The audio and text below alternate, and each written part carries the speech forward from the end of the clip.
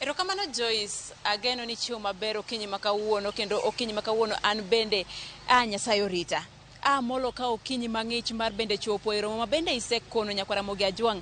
Joyce, ma en romo mochakore ayango odiochieng' makawuono mar tarik 2 dwe ni mar 2.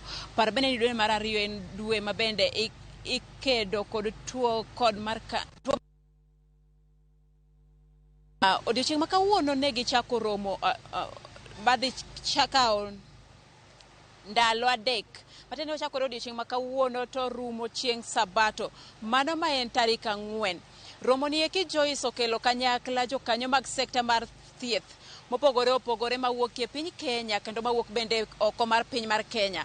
Nyaka sani wasewinjo twak kowuok kuom jok mopogore opogore bende ma gin jodito, lakteche ma ochung' ne tuo ni eki mar kansa. Kendo kaluwore bende gi mwasechoko nyaka sani Joyce, en ni e piny mangima tuo ni mar kansa en tuo mamiyo ji wito ngimagi mokalo kipimo kod tuoche mamoko. E piny Kenya kae en tuo mar 3 ma bende ji mathoth witie ngimagi kokalie, ka bende iluwo kod tuoche mamoko bende ma ok landre kaka mago mag TB kod mamoko. Bende Joyce wacho ni kaluwore bende gi lipot mwaseyudore odiochieng' makawuono en ni tuo mar kansa ni eki king'iyo gi landruok piny Kenya kae kaluwore gi lipot mane otime higa mar 2021 nyaka higa 2022. Lipot no ma bende oketa yanga odiochieng' makawuono en ni kansa mathoth ni ji yudo e pacho kae en mano mar thuno, bende kiluwo gi mano miluongo bende ni esophagus. Akia ni esophagus anyalo kono nyakwara Mogi ni en ang'o kacha. Lakini kwawacho ni kansa mane ma thoth ne ji godo kwan mar kansa duto mantiere piny Kenya kae, mano man kod oteku kata mane ma ji mathoth nitiere godo, mano en kansa mar thuno kiluwo kod kansa mar cervix kata mana dhod nyodo. Esophagus bende biro kanyo kaluwore bende gi kansa ka mamako kar kano tong' mar joma chuo ma bende idendo gi dho ngere ni prostate cancer. Joyce, bende king'iyo koro kwawayo ni gi lipot mwaseyudo sani en ni to joma chuo, king'iyo kwan mar joma chuo mantiere gi kansa e pacho kae, lipot yango ni en kansa mane motelo.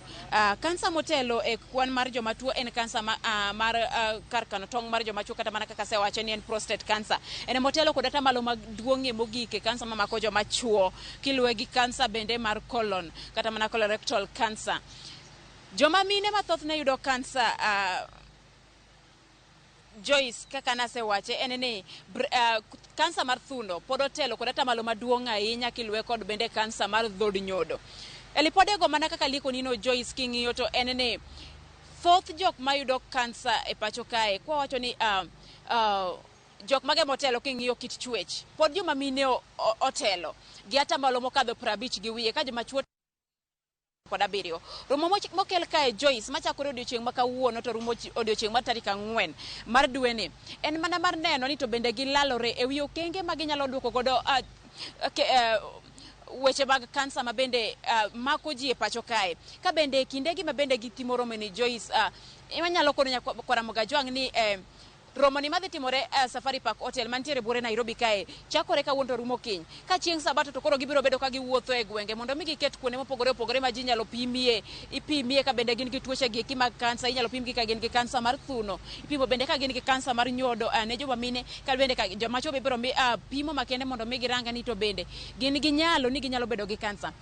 Lipod ni eki bende Joyce wayango ni king'iyo kind iga ma ji yude kansa, atamalo 75 mar jok miyudo kod kansa iyudo ka gin jok mosegike iga mar 30 nyaka kadhi nyime. Manyiso ni kansa mathoth ne ipimo ka gisegike stage mogik ma koro ng'ato bende nyalo yudo ni hinyore mokalo kata mana wito ngimane nikech koro onge kaka inyalo konye. Magi gin moko kuom twak ma bende jokanyo mag thieth moya e piny Kenya kendo mowuok e pinje maoko dhi lalore odiochieng' makawuono mondo mini ne to ere kaka gidhi tudore kod migawo mar thieth e piny Kenya kaachiel kod 10 counties mopogore opogore mondo mi gine ni chenro mag thieth mag pimo mapiyo kapod ji thindo odhi nyime kendo mi ogeng' thoe mawuok nikech kansa ma iyudo ka bende osegike okenge mokalo Joyce.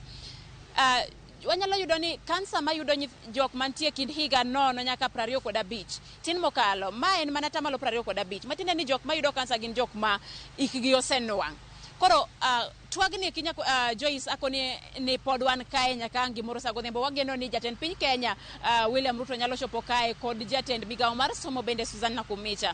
Gin ko jodito mopogore opogore migawo mar thieth kachiel kod tend piny Kenya. Gidhi chopo ka mondo mi gikono to gin kaka piny owacho gin go kenge mage magiseketo mag bende neno ni tuo mar kansa odwok piny. Kopogore kod golo omenda tiyo kod 10 counties machiegni mondo mi gine ni to masinde mag pimo kansa, masinde mag thiedho kansa bende nitie osiptendewa mag counties mondo mi kik wawach ni kopo ni ng'ato ni kata mana gi tuo wach ni Migori kocha to chune nyaka wuok mondo bi e hospital maduong' ma Kenyatta kae buore Nairobi. Magi gin moko kuom gik moko mwalalore to kopogore kata bende gi romo mantie Nairobi ni odiochieng' mokalo ni waneno ka romo ne nitie Migori, odiochieng' manyoro bende ne nitiere Kisii, kae bende wantiere gi director mar thieth ma county ma Kisumu.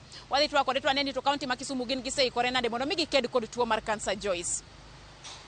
Erokamano ahinya Judith Omondi, kama bende luonwa romo makamano, romo mokelo jokanyo mopogore opogore e sekta mar thieth mar neno kaka inyalo ked makare kod tuo mar kansa e pacho ka. Wabiro medo tudri kodi mar mondo mi inyiswa gigo matimore e romo makamano. Mano romo mabende ochakore odiochieng' ma kawuono kendo biro dhi nyime nyaka chieng' tarik 4 mano dwe mar 2 higani. E kinde mabende dwe mar 2 ni en dwe ma piny ngima hingo odiochieng'